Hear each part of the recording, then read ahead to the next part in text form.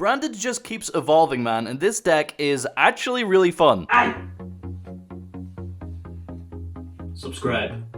It's been a hot minute since we last touched Branded on the channel, but we've got some new toys to play with, so I thought I'd mess around with them and take it out for a spin. We're gonna run through the list I've been playing, and I'll show you some of the combos the deck can do as well, but first, drop a thumb, yeah? Alright, so getting into our list here, I wouldn't necessarily say this variant is better than normal Branded lists, but it does have some cool plays and at least gives you a bit more to do outside of just Branded Fusion. I haven't looked up any other lists or anything, this is just purely how I put the deck together myself, so getting into the new cards first. The Chimera engine does have some very strong one-card plays, so we have 3 of the Mirror Sword Knight and 2 of the Cornfield Kotal. The Snake does just search the Knight, so they essentially do the same thing, and there's no real benefit to opening like multiples or both, so playing 3 of each does feel a bit cloggy, which is why I'm on 3 and 2. For the rest of the engine, we have 2 Big-Winged Baphomet. The second one comes up quite a lot in some of the combos, but you can side it out games 2 or 3. Then we also have just the 1 Gazelle and 1 Chimera Fusion. As you can see, I've condensed this engine as much as possible because I want to focus on having 1-card combos rather than 2 or 3. Both Gazelle and Chimera Fusion achieve nothing by themselves, so we're playing the bare minimum. Moving on to the Branded half of the deck, we of course have 3 Branded Fusion and 3 Branded Opening. These are your strongest 1-card starters in the deck because they give you access to both engines uninterrupted.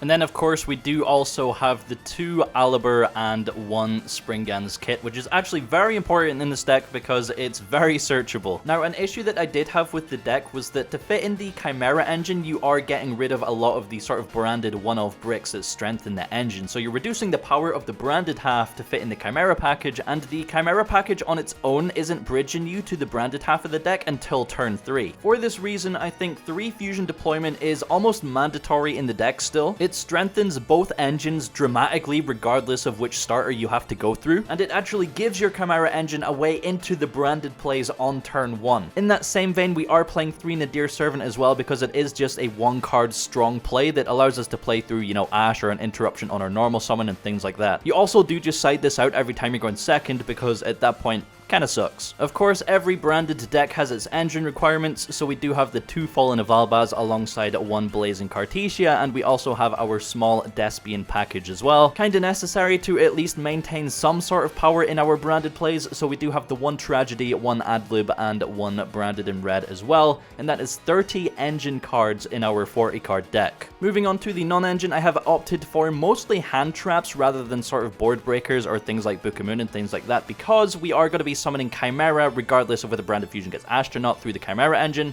so we draw into hand traps. That increases the power level of Chimera and therefore the power level of our deck. Although obviously this portion of the deck is very interchangeable and meta dependent. Moving on to the extra deck, we have some interesting choices in here. So starting off, we of course have 2 Albion the Branded Dragon, 1 Lubellion, and 2 Mirror Jade. We are mostly making Lubellion or Rindbrum rather than Albion with Branded Fusion, so 2 might not be necessary, but I do still play 2 just to be safe. We are playing the Sprind and the Rindbrum as well. In this variant, we are summoning Albaz on our opponent's turn a lot more often, so Sprind comes up a lot more through things like Sanctifier and Rindbrum.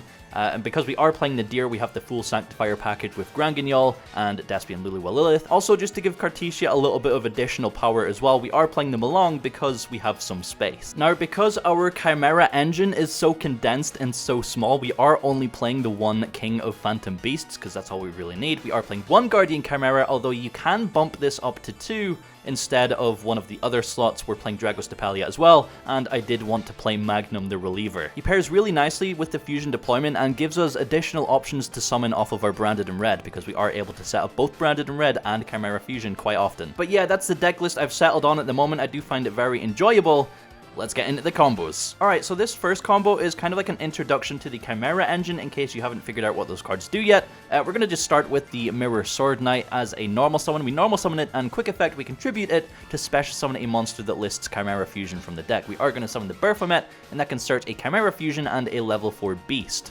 so searching the Chimera Fusion and the Gazelle. We're going to activate the Chimera Fusion and fuse both the Baphomet with the Gazelle to make the Chimera King of Phantom Beasts. This is going to start a pretty fatty chain here, so chainlink 1 Chimera is going to rip a card from our opponent's hand in the end phase, chainlink 2 Gazelle to search an illusion monster, and chainlink 3 Baphomet to summon back an illusion monster from the grave. So we summon the mirror and search for the Cornfield Coatl, activate the Coatl to grab another mirror from the deck, and then we can activate Chimera Fusion in grave. Because we control Chimera, the King of Phantom Beasts, we can add it back to hand. Setting Chimera Fusion, we pass turn, and on our opponent's turn, we'll activate the Mirror Sword Knight. It is a quick effect, so we're going to tribute that to summon the second Baphomet, and that is going to search Springgan's Kit from the deck to our hand for turn 3. We then have Chimera Fusion to activate whenever we fancy to summon out Guardian Chimera. We have Mirror Sword Knight in grave as a on-field monster negate, and we have the Coatl in grave as well, just for target and protection. So essentially like 3 interruptions off the back of 1 card, and a whole lot of advantage to go alongside it. It's pretty good. Now, like I said before, the Chimera engine itself doesn't bridge you to the branded plays until turn 3 when you're able to summon the Springgan's Kit.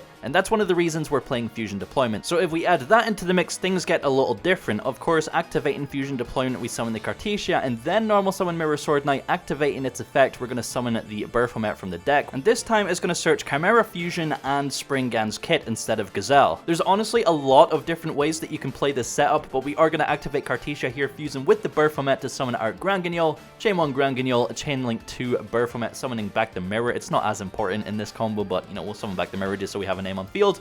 Grand Guignol is going to dump Albion from the extra deck, allowing us to then activate Kit in hand to special summon herself and activate her effect on field to search for Branded Fusion, placing 1 to the bottom of the deck. Again, from this point, there's a lot of different directions that you can go. You can focus on the branded plays with Adlib and Branded in red, but we are going to commit to the Chimera plays and get the most out of the engine, summoning Rindbrum using Albaz and Gazelle from deck. Gazelle is going to trigger searching for an illusion monster. We're going to add the Coatl and then activate the Coatl to search for the second Baphomet. With a beast on field and a fiend now in hand, we can activate the Chimera Fusion, fusing the Baphomet with the Kit on field to summon out Chimera, the King of Phantom Beasts. So we are going to rip a card from our opponent's hand in the end phase. Chimera Fusion can also bring itself back to hand, so we can set that and fire it off on our opponent's turn. It is important to remember that you have to use a beast or a fiend as one of the materials for the fusion, so just keep that in mind when layering your interruptions. But proceeding to the end phase, Cartesia comes back to hand, and Albion sets a Branded in red as well. So by just adding Fusion Deployment to our Chimera plays, we essentially have like limitless ways of interrupting our opponent on their turn. The final combo I'm going to show you is just Branded Fusion. This can also be done with just Branded Opening and any discard. So activating Branded Fusion, we are once again going to be summoning Rindbrum using Gazelle and Albaz. Of course, this is going to trigger the Gazelle to search any illusion monster, and we are going to search for the Cornfield Coatl to then activate to search Mirror Sword Knight. Of course, we want to get both in graveyard ideally, that's why we search for the Coatl.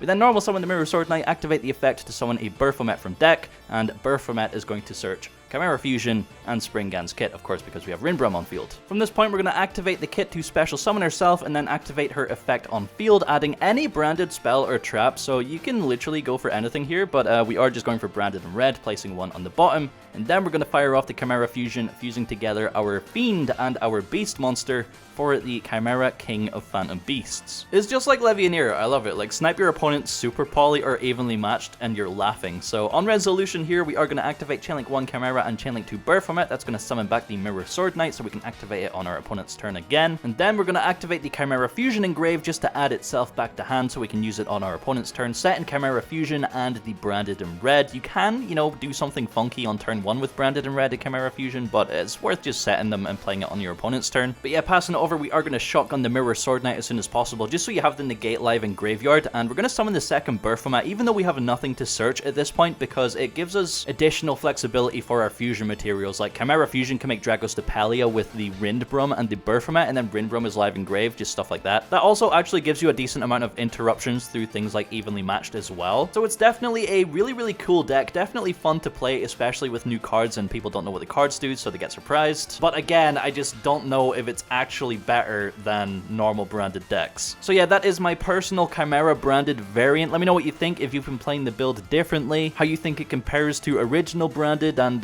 may you never care about Ash again. Thanks for watching, see you again soon.